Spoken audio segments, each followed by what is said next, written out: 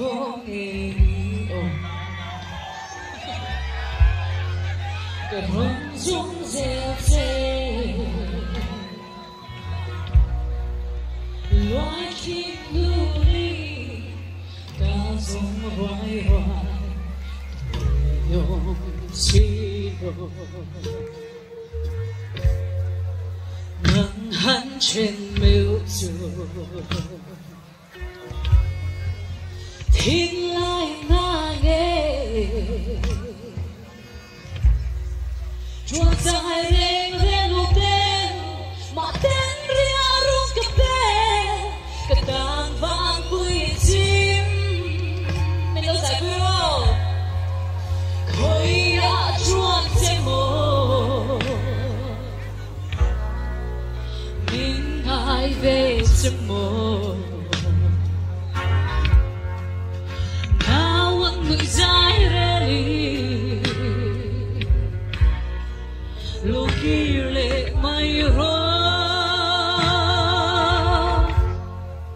dung thơ ca bụi thăng vun siarte wanang thari lo hair choatse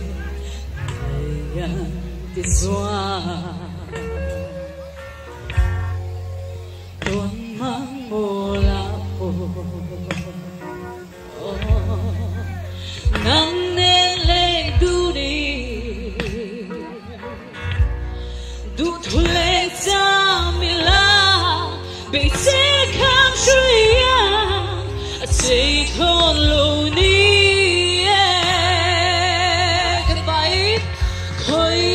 chuan chân mồ mình ai về chân mồ nào anh người dài reli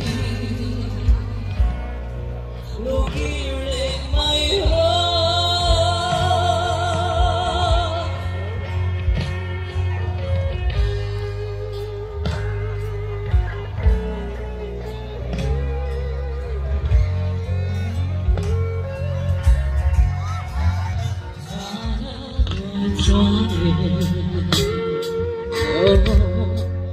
loài chim nụ vàng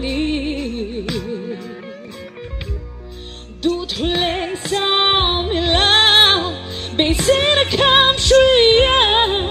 xây thôn lâu ni